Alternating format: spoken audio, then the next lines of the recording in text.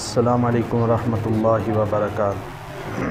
ان الحمد للہ نحمدہ ونستعینہ ونستغفرہ ونعوذ باللہ من شرور انفسنا ومن سیئات اعمالنا من يهده الله فلا مضل له ومن يضلل فلا هادي له وأشهد أن لا إله إلا الله وحده لا شريك له وأشهد أن سيدنا ومولانا محمد أرسله الله تعالى بالحق بشيرا ونذيرا وداعيا إلى الله بإذنه وسراجا منيرا يا أيها الناس اتقوا ربكم الذي خلقكم من نفس واحدة وخلق منها زوجها وبث منهما رجالا كثيرا ونساء واتقوا الله الذي تساءلون به والأرحام إن الله كان عليكم رقيبا يا أيها الذين آمنوا اتقوا الله حق تقاته ولا تموتن إلا وأنتم مسلمون يا أيها الذين آمنوا اتقوا الله وقولوا قولا سديدا يصلح لكم أعمالكم ويغفر لكم ذنوبكم ومن يطع الله ورسوله فقد فاز فوزا عظيما إن الله وملائكته يصلون على النبي يا أيها الذين آمنوا صلوا عليه وسلموا تسليما اللهم صل على محمد وعلى آل محمد كما صليت على إبراهيم وعلى آل إبراهيم إنك حميد مجيد اللهم بارك على محمد وعلى آل محمد كما باركت على إبراهيم وعلى آل إبراهيم إنك حميد مجيد اللهم انفعنا بما علمتنا وعلمنا ما ينفعنا وزدنا علما رب أعوذ بك من همزات الشياطين وأعوذ بك رب أن يحضرون أما بعد فأعوذ بالله من الشيطان الرجيم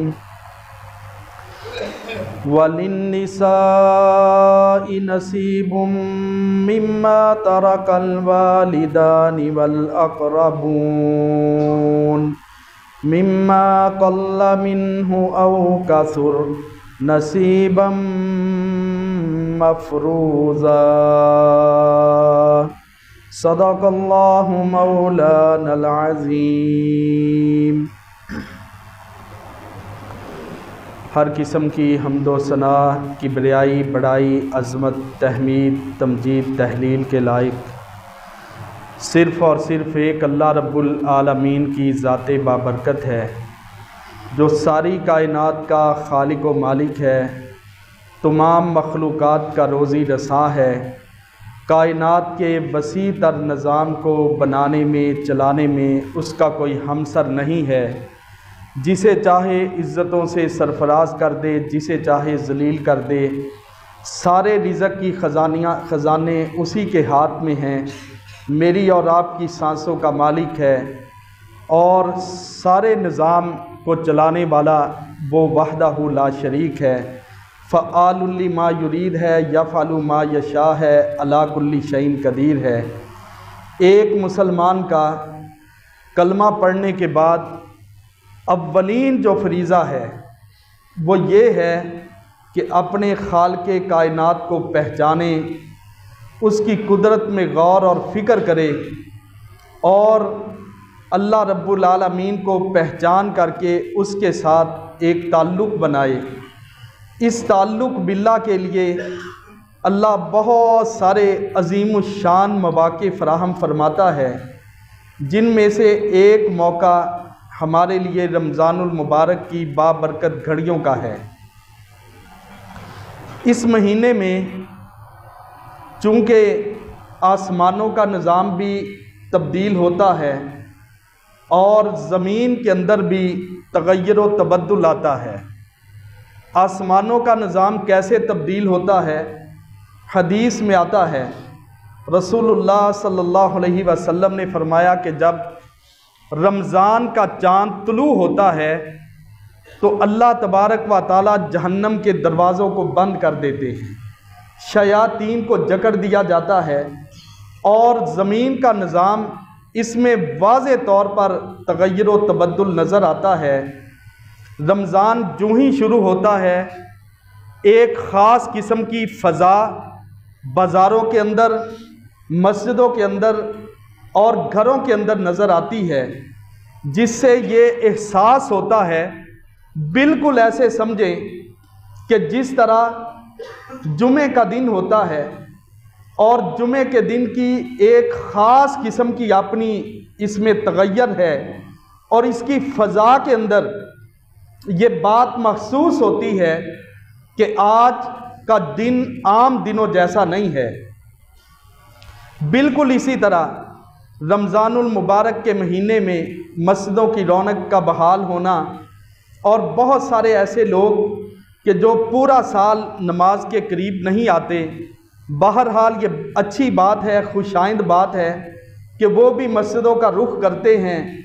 اور نماز کا اہتمام کرتے ہیں۔ سحری افطاری کا ایک نقشہ ہے، گھروں کے اندر کچن کا ماحول ہی تبدیل ہو جاتا ہے۔ ہماری فطرت یہ ہے کہ انسان جب نیند سے بیدار ہوتا ہے، فوری طور پر کھانے کو کچھ دل نہیں کرتا، ناشتہ اس وقت ہمارے معمول کا حصہ نہیں ہے، لیکن رمضان میں جو ہی فجر سے پہلے اٹھا جائے، اور اس وقت تو کھانے کا تصور بھی نہیں ہوتا، لیکن رسول اللہ صلی اللہ علیہ وسلم نے فرمایا تسحروا فإن فی السحور برکہ، کہ سحری کیا کرو، اس لیے کہ اس کھانے میں جو آپ کی روٹین سے ہٹ کے اللہ نے تمہارے لیے وہ وقت مقرر کیا ہے، اللہ نے اس کھانے کے اندر بھی بے شمار برکتیں رکھی ہیں۔ تو بہرحال اس تغیر و تبدل کے تناظر میں عمومی طور پر جو بیانات ہوتے ہیں یا خطبات ہوتے ہیں، ان کے خاص موضوع رمضان کے فضائل کے حوالے سے ہوتے ہیں، یا پھر قرآن کے حوالے سے ہیں، اور جنت کے نظاروں کے حوالے سے ہیں۔ یہ چیزیں انتہائی اہم ہیں۔ اس موقع پر لوگوں کو یہ ترغیب دلانا اور شوق پیدا کرنا، اللہ کے ساتھ جوڑنا، اس کی اہمیت کو بیان کرنا، یہ ایک انتہائی مؤثر اس وقت ان حالات میں موضوع ہوتا ہے۔ لیکن میں نے یہ بات سوچی، اور اللہ اس بات کو جانتا ہے کہ اللہ سے یہ دعا کی، انتہائی خیر خواہی کے ساتھ چند منٹوں میں جو جمعے کا خطبہ ہے، ایک ایسے مسئلے کی طرف توجہ دلائی جائے کہ کہیں ہم اس سے نمازیں پڑھ کے، روزے رکھ کر کے، عبادات کر کے، اور قرآن کی تلاوتیں کر کے، حج اور عمرے کر کے، اور جنت کے نظارے سن کے واہ واہ کر کے اس جنت سے کہیں ہم محروم نہ ہو جائیں۔ اور بے شمار ایسے مسائل ہیں کہ جن کو اسلام نے انتہائی زور دے کر بیان کیا ہے، اور ان پہ قرآن مجید نے بڑا فوکس کیا ہے، اور ان کے لیے باقاعدہ طور پہ وعید شدید سنائی ہے کہ اگر اللہ فرماتے ہیں میرے ان احکامات کو بھلا دو گے میں تمہیں بھلا دوں گا، اور پھر تمہاری عبادات بھی کسی کام نہیں آئیں گی۔ انہی موضوعات میں سے اور انہی مسائل میں سے ایک بڑا اہم مسئلہ جس پہ قرآن مجید نے انتہائی زور دیا ہے، اور بڑا بنیادی مسئلہ ہے، اور بڑا حساس قسم کا مسئلہ ہے، اس کی حساسیت کو بھی قرآن نے بیان کیا ہے، لیکن اس کو ہمارے ہاں بہت کم اجاگر کیا جاتا ہے۔ اللہ ہمیں یہ سمجھ اور توفیق عطا فرمائے کہ جب ہم بات کو سنیں اور سمجھیں، اور سمجھنے کے بعد میری اور آپ کی اللہ اصلاح فرمائے۔ وہ مسئلہ کیا ہے؟ وہ مسئلہ قانون وراثت ہے۔ وراثت کیا ہے؟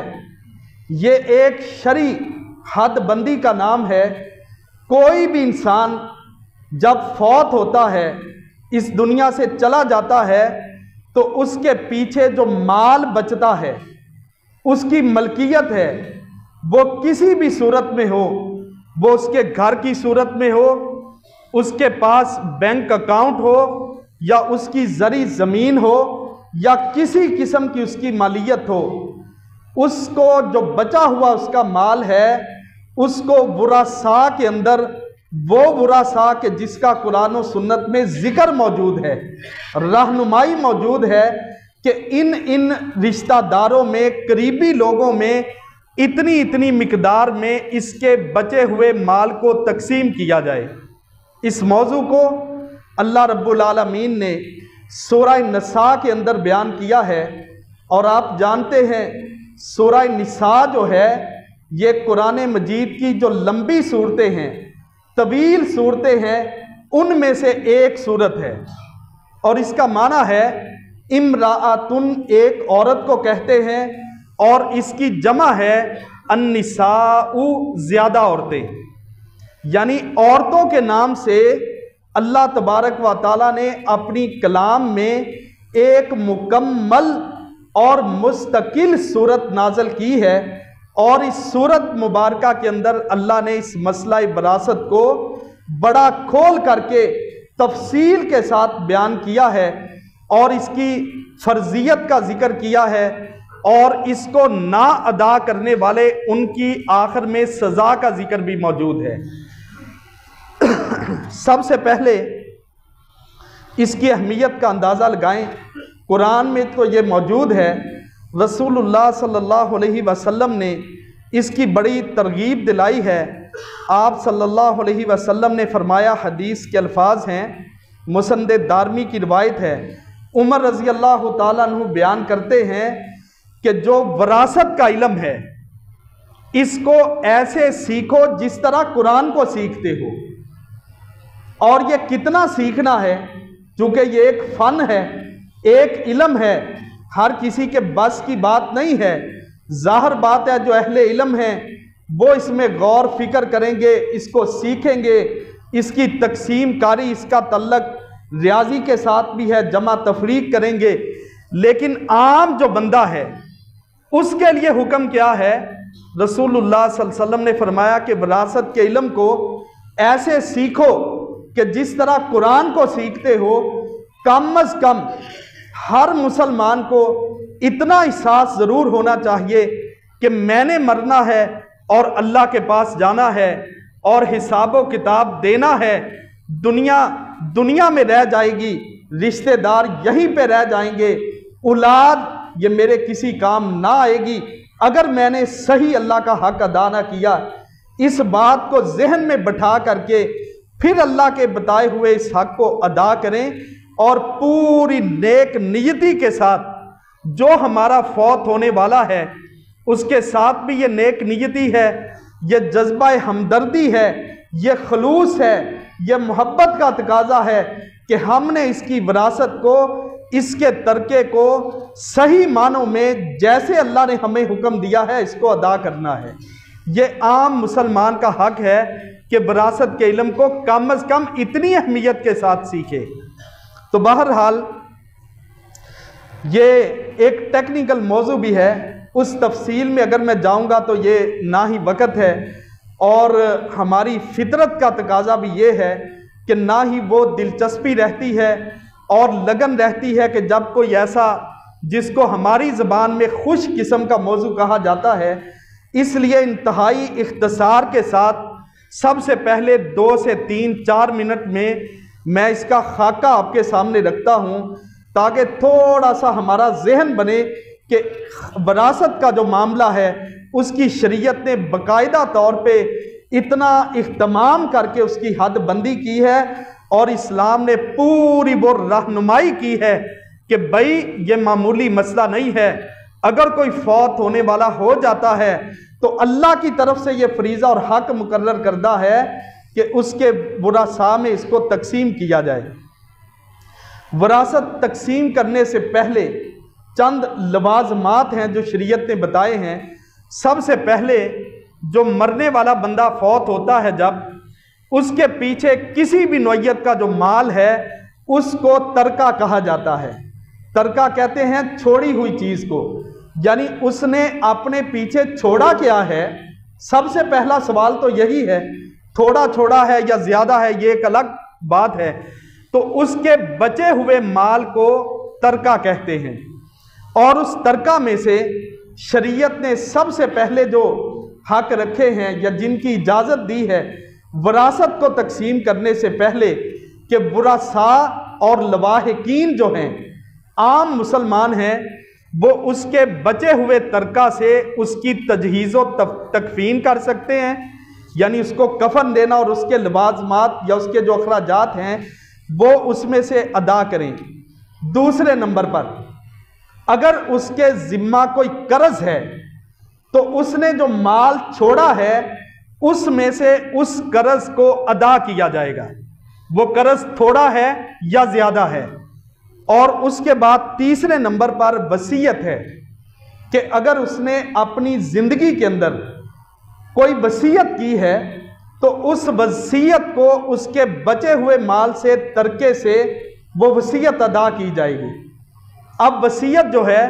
اس کا بھی شریعت نے ایک قانون بنایا ہے کہ کوئی بھی بندہ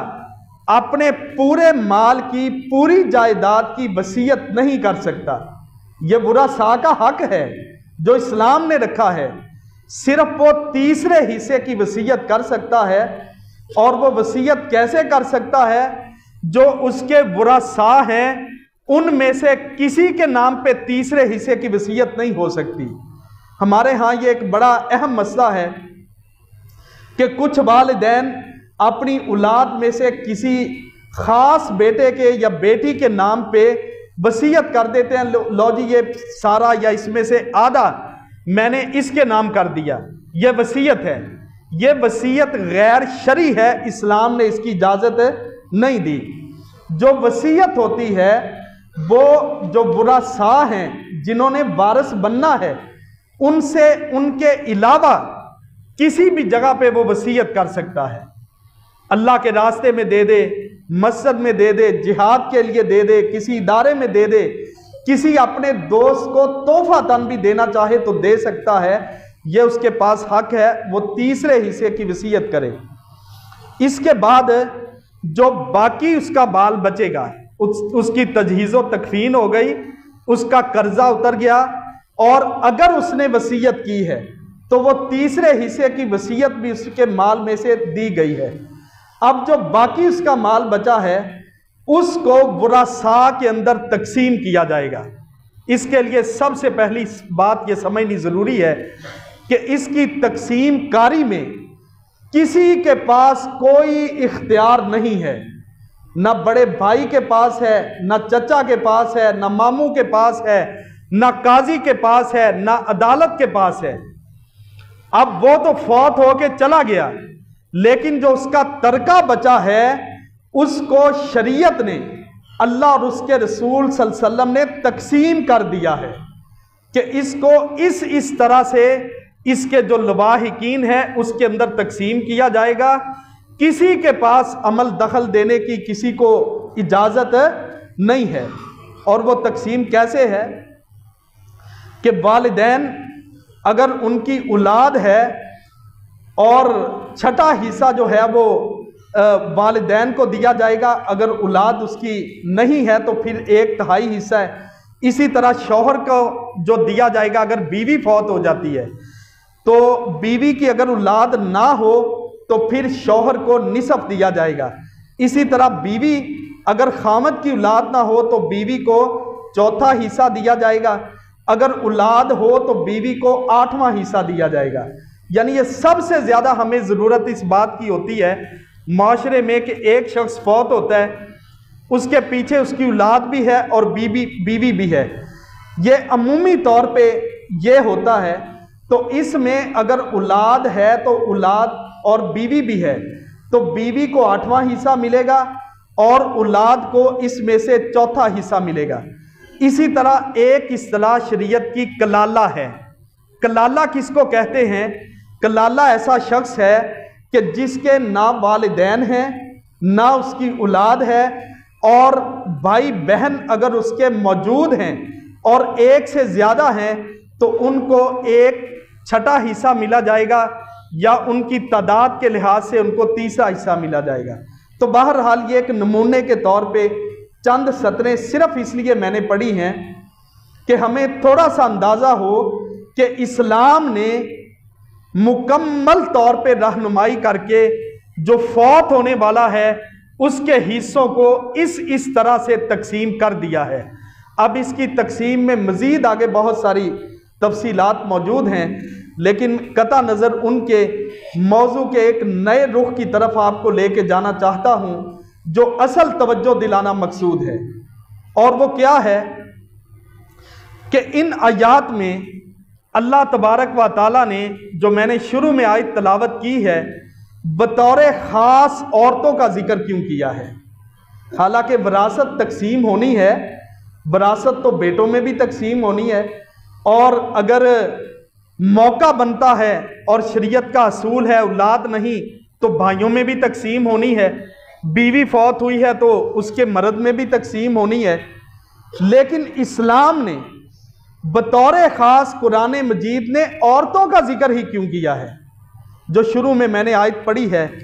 بَلِلنِّسَاءِ نَصِيبٌ مِّمَّا تَرَكَ الْوَالِدَانِ وَالْأَقْرَبُونَ، کہ عورتوں کے لیے حصہ ہے جو ان کے والدین اور قریبی رشتہ دار چھوڑ کے جائیں. مما قل منہ او کثر، وہ تھوڑا ہو یا زیادہ ہو. نصیب مفروضہ، یہ ان کا حصہ اللہ تبارک و تعالیٰ نے فرض قرار دیا ہے. اب یہ سورہ نساء کی آیت کا ایک حصہ میں نے آپ کے سامنے پڑھا ہے اور اس کا ترجمہ کیا ہے. اس میں غور اور فکر کی ضرورت ہے کہ اللہ نے وراثت کے احکام نازل کر کے صرف عورتوں کا نام ہی کیوں لیا ہے، حالانکہ وراثت تو مردوں میں بھی تقسیم ہوتی ہے. اس لیے لیا ہے کہ قرآن چونکہ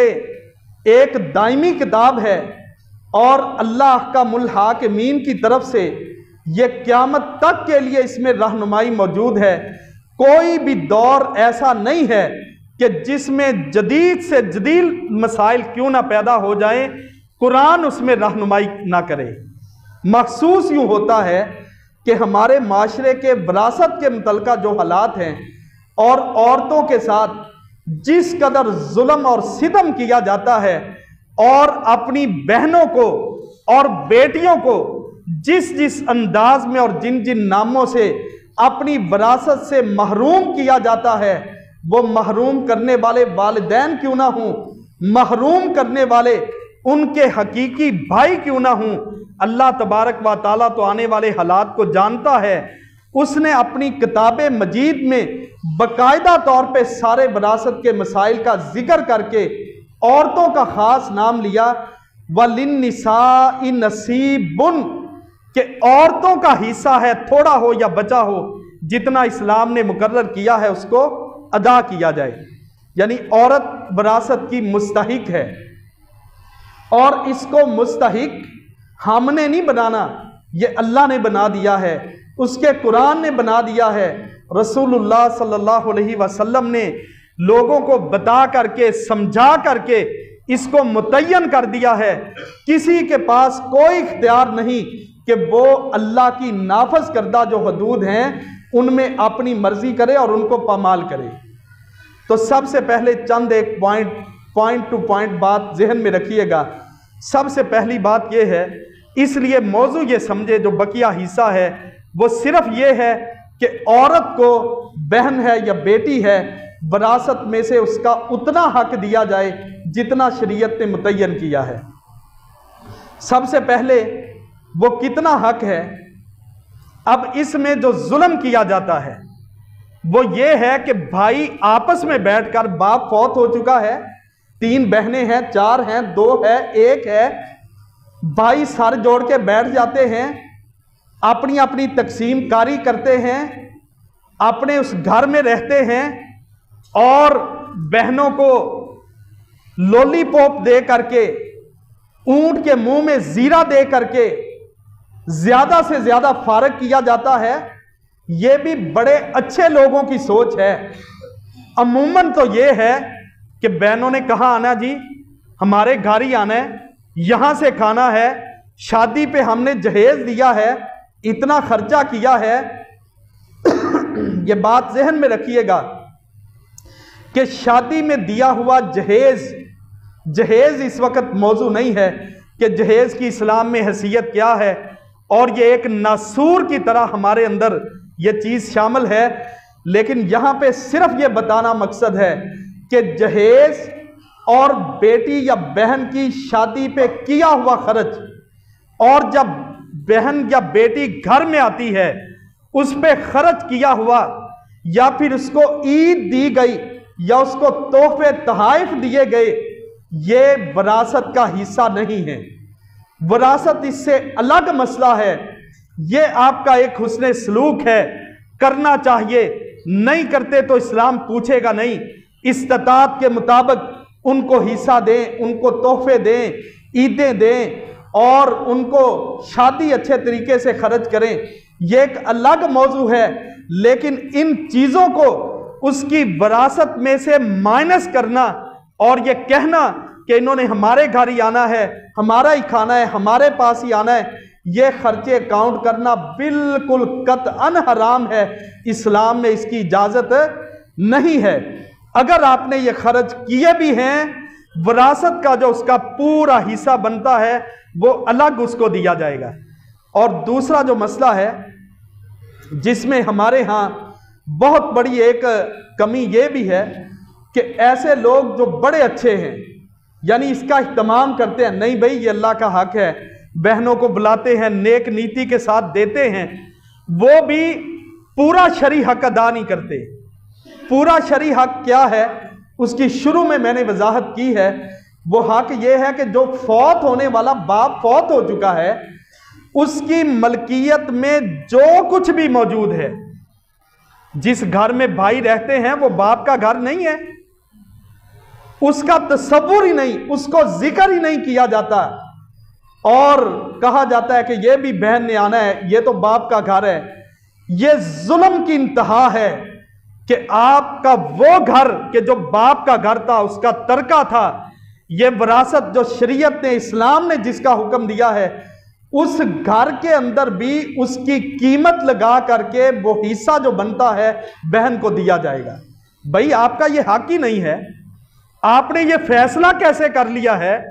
ڈیسائیڈ کیسے کر لیا ہے کہ جو گھر ہوتا ہے وہ بھائیوں کا ہوتا ہے، ان کے بچوں کا ہوتا ہے، اور جو باہر کی زمین ہے یا کوئی دکان ہے اس کو بیچ باچ کے اس کے اندر رونے پونے کر کے اس میں سے بہنوں کو حصہ دے کر کے بڑا اپنے آپ کو اچھا سمجھا جاتا ہے۔ یہ بات اور نقطہ ذہن میں رکھیں کہ ترکہ میں سے کوئی بھی چیز، وہ ذاتی گھر جو باپ کا ہے، باپ کی ملکیت ہو، اگر بھائیوں نے، بیٹوں نے اپنی محنت سے کوئی الگ بنایا ہے، اس کا تو ذکر ہی نہیں ہے، وہ وراثت کا حصہ نہیں ہے۔ لیکن جو باپ کی ملکیت ہے اور فوت ہونے والے کا ترکہ ہے، وہ گھر کی صورت میں ہو، سواری کی صورت میں ہو، دکان، زمین، پیسوں، کسی بھی صورت میں ہو، اس کو تقسیم کیا جائے گا۔ جس کا جتنا حق بنتا ہے اس کو دیا جائے گا، اس میں کمی کرنا یا بیشی کرنا شریعت نے ہمیں اجازت ہی نہیں دی۔ اور اس کے بعد اگلا مسئلہ یہ ہے کہ کب دینا ہے، یعنی کتنا دینا ہے اس کا ذکر ہو چکا ہے۔ اب یہ کب دینا ہے، اس میں دوسرا ظلم کیا جاتا ہے۔ وہ دوسرا ظلم کیا ہے؟ وہ یہ ہے کہ بھائی جو ہوتے ہیں، بہنوں کی شادیاں ہو گئی، باپ کی ایک جیسی اولاد کی شریعت نے حق رکھا ہے، یہ باپ کی جو ملکیت اور ترکہ ہے اس سے پورا فائدہ اٹھاتے ہیں، اس کے گھر میں رہتے ہیں،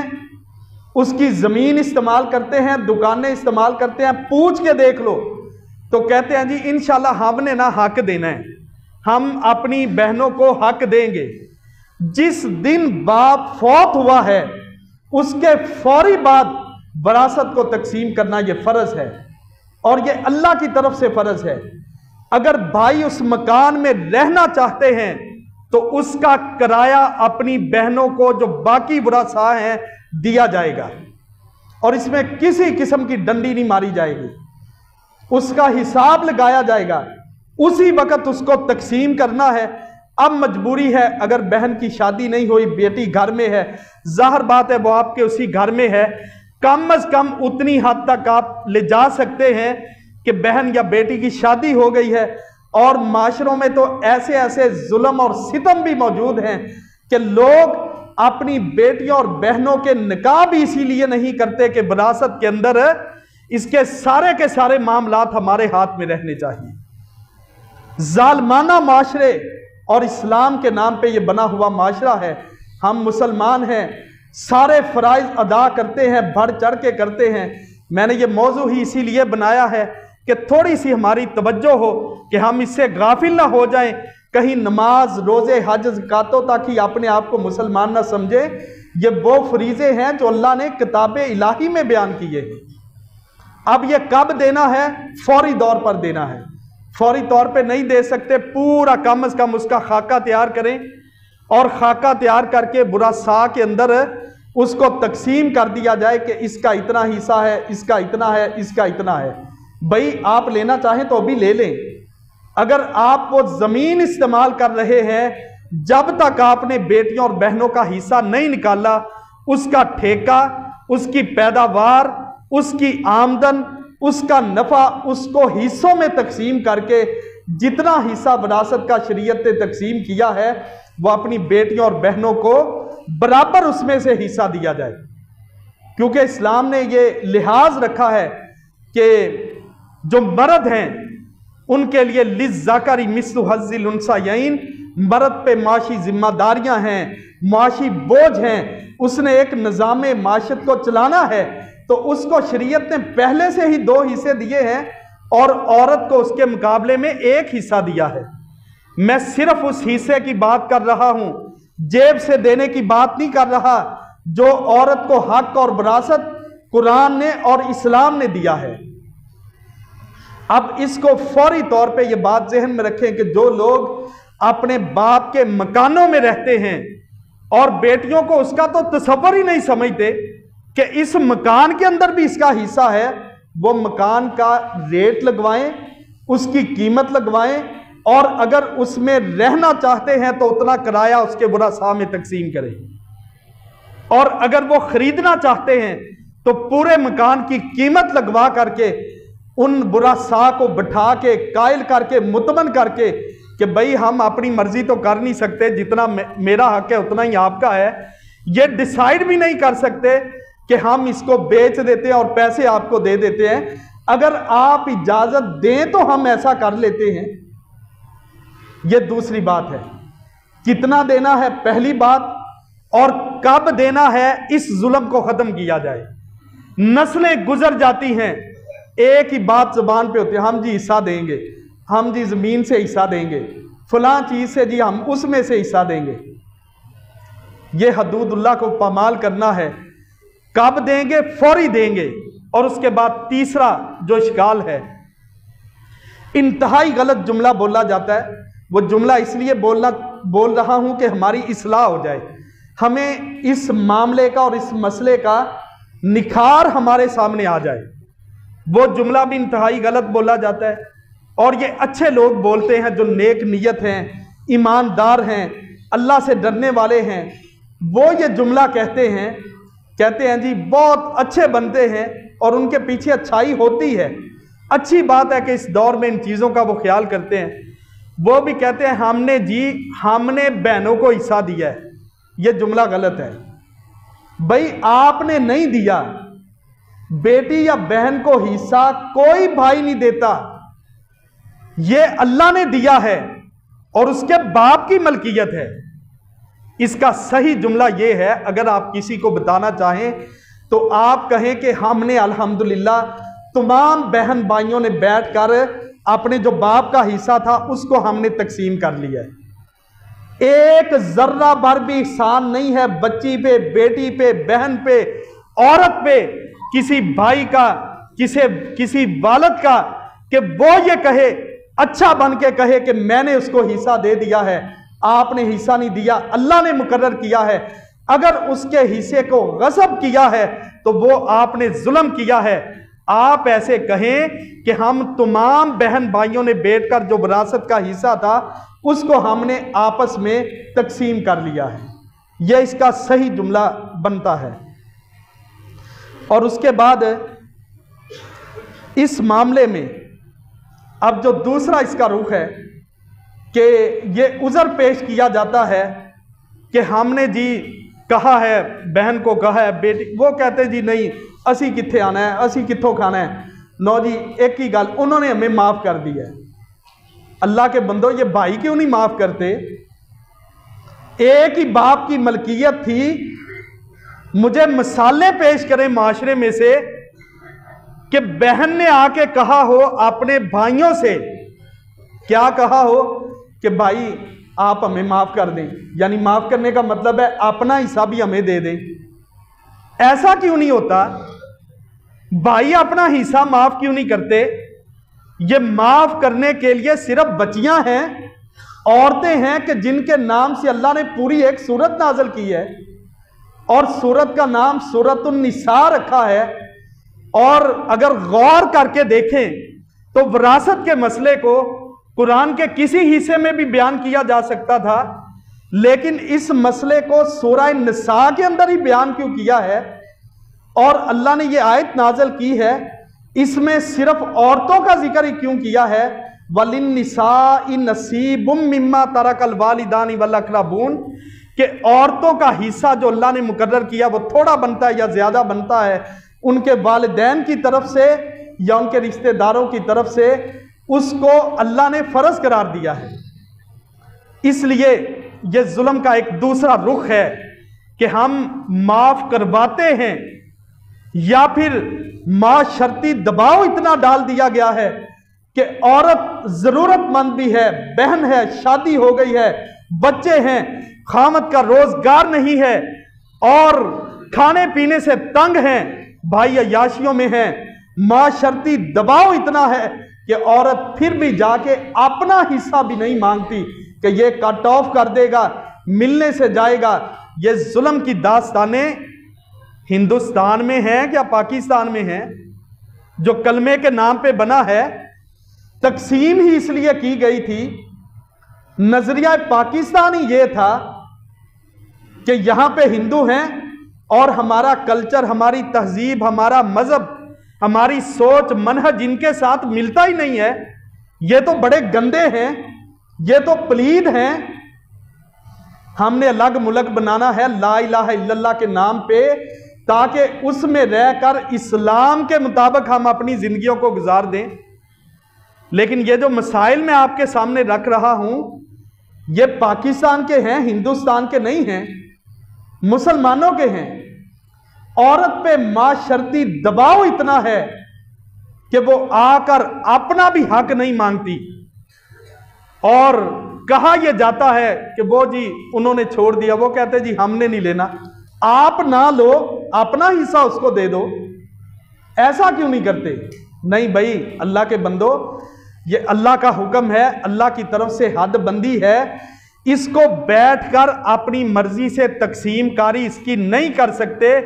جو حصہ جس کا بنتا ہے، شریعت نے جیسے جیسے بیان کیا ہے اس کو اٹھا کر کے تقسیم کیا جائے گا، بہن کو اس کا حصہ دیا جائے گا، اس کے بعد اس کے ساتھ حسن سلوک کیا جائے گا، اس کی دعوتیں کریں، اس کے پاس جائیں، اس کو عیدیں دیں، اس کے ساتھ ملیں، یہ آپ کا صدقہ ہے، اللہ اس سے راضی ہوگا، اللہ اس سے خوش ہوگا۔ لیکن اپنے اس حصے کو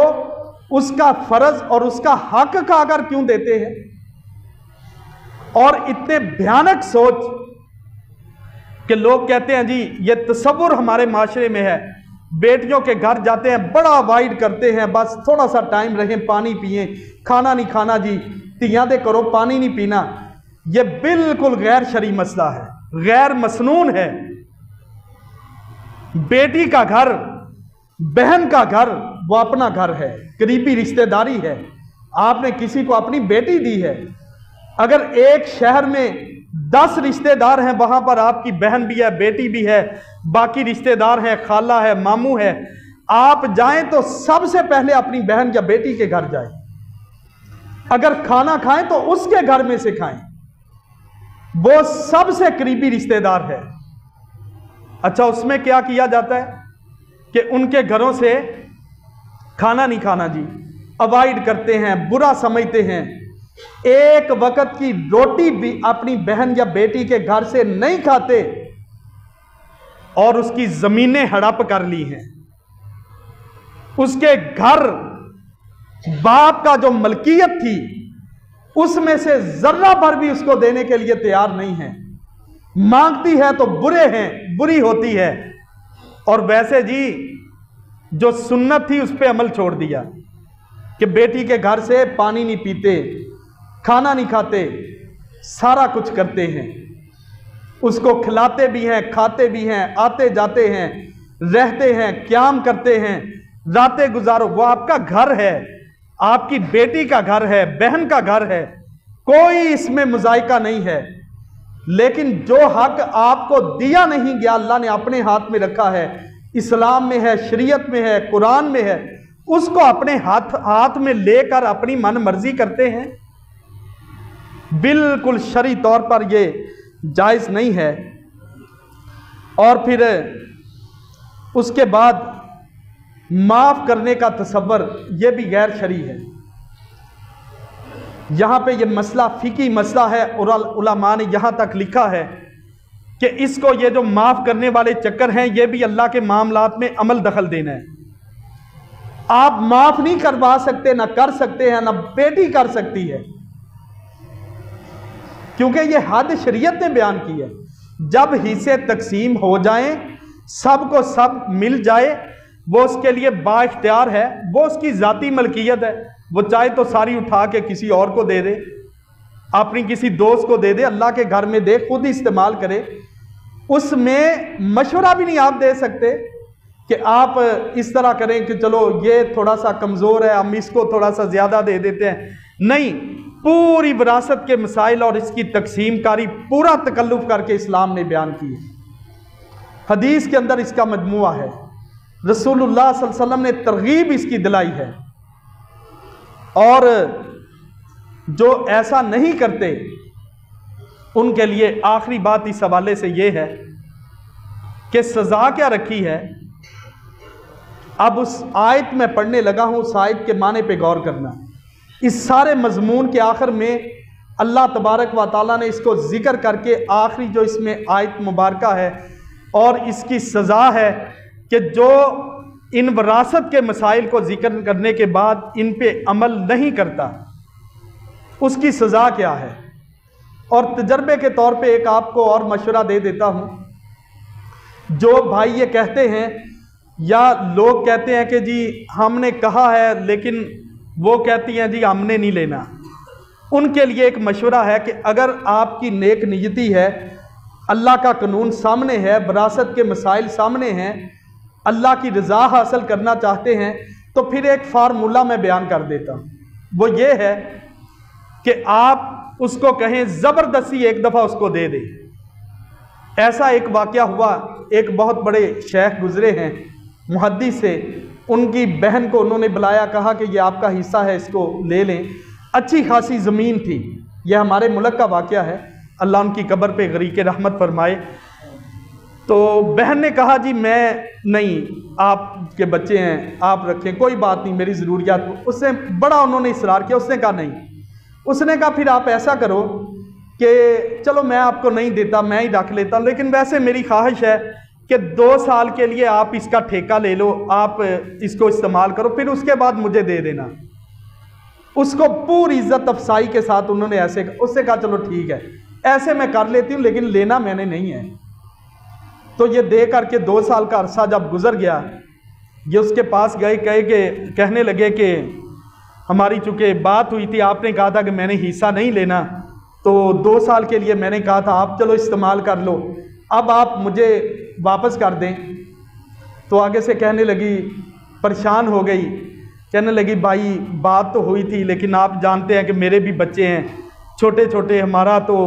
گزر بسر ایسے ہو رہا تھا، تو بڑی مشکل ہو جائے گی، ان کا باپ بھی اچھا، تو آپ اس لیے نا بہرحال دیکھ لیں آپ کیا کہتے ہیں۔ اس نے کہا اللہ کی بندی، یہ بات تو آپ کو سمجھانی ہے، میں لینے کے لیے نہیں آیا، صرف آپ کو یہ تمہارا حق دینے کے لیے میں نے اس وقت یہ فارمولہ اختیار کیا ہے۔ جو کہتے ہیں کہ وہ نہیں لیتی، آپ ان کو دے دیں، کہیں کہ 2-4 سال بعد دے دینا، پھر ذرا لے کے دکھائیں۔ یہ غلط چیزیں شیطانی ہمارے ذہنوں میں بیٹھی ہیں، اور اس کے پیچھے وہی لالچ اور وہی طمع اور وہی اپنی اولاد مقدم جو نہیں بننے والی، اس وقت تک جب تک اس کو شرعی طور پر آپ ان کی تربیت نہیں کریں گے اور ان کو اپنے لیے بہترین صدقہ جاریہ نہیں بنائیں گے۔ ان کے لیے ظلم اور ستم اور اللہ کی حدوں کو پامال کرتے ہیں لوگ۔ رسول اللہ صلی اللہ علیہ وسلم نے فرمایا کہ جب بندہ فوت ہو جاتا ہے، سارے اس کے عمل منقطع ہو جاتے ہیں سوائے 3 عملوں کے، ایک صدقہ جاریہ ہے، اور ایک ایسا علم ہے کہ جو اس نے لوگوں تک پھیلایا اور پھر وہ آگے اس کے ہدایت کا ذریعہ بنتا گیا، اور تیسری اس کی نیک اولاد ہے جو اس کے لیے دعا کرتی ہے۔ دعا ایک بہت بڑا ہتھیار ہے، والدین کے ساتھ حسن سلوک ہے۔ اگر کوئی شخص یہ تمنا رکھتا ہے کہ میرا ماں باپ اس دنیا میں نہیں، اس کو پچھتاوا ہے، افسوس ہے کہ میں ان کی خدمت نہیں کر سکا، میں ان کو خوش نہیں کر سکا، اب بھی اس کے پاس یہ آپشن موجود ہے کہ ان کے لیے دعائیں کر کے ان کے ساتھ حسن سلوک کرے۔ اور نیک اولاد جو ہے اس کی ایک علامت یہ بھی ہے، کسی عالم سے کسی نے پوچھا کہ نیک بچے کی علامت کیا ہے، اس سے کہا اگر کسی کو نیک دیکھنا ہو کو یہ نیک ہے، وہ اپنے ماں باپ کے لیے دعا کرتا ہوگا، کیونکہ حدیث میں آیا ہے کہ نیک اولاد یہی اپنے والدین کے لیے دعا کرتی ہے۔ اور یہ آپشن ہے کہ آپ اپنے والدین کے ساتھ حسن سلوک کریں اور دعا کریں۔ اب ان بچوں کی خاطر، اولاد کی خاطر اپنے آپ کو اور اپنی اولادوں کو جہنم کی طرف نہ دھکیلیں۔ کیسے نہ دھکیلیں کہ اس پورے وراثت کے معاملات کو اللہ نے بیان کرنے کے بعد آخری آیت ہے، بڑی خطرناک قسم کی ہے، بڑی حساس قسم کی ہے، العیاذ باللہ، اللہ ہمیں اس سے پناہ دے، ہمیں یہ اللہ موقع ہی نہ دے، ہم نے جو اس کی حدود کو پامال کیا ہے، وراثت کے معاملے میں خود کھا پی گئے ہیں، بیٹیوں بہنوں کو محروم کر دیا ہے، اگر دیا بھی ہے تو پورا حق نہیں دیا، ان میں تاخیر کی ہے، اس کے بچے جوان ہو گئے ہیں، پھر بھی کہا ہے کہ جب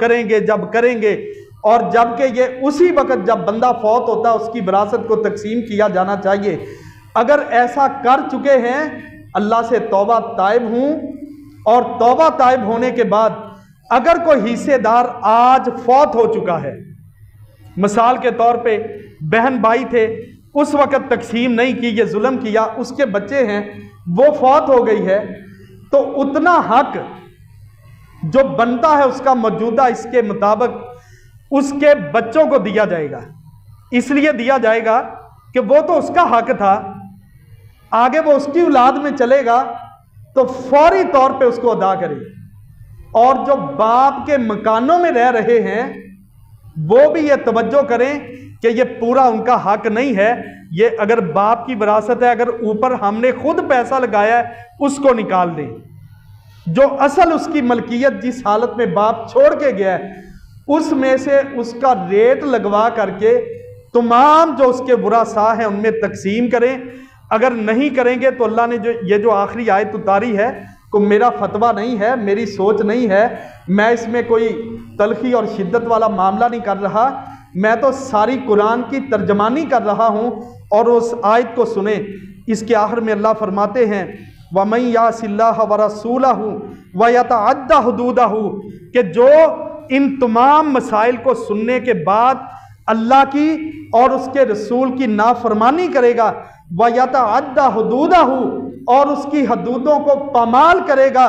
ان کو اپنی مرضی کے مطابق اس میں تقسیم کرے گا،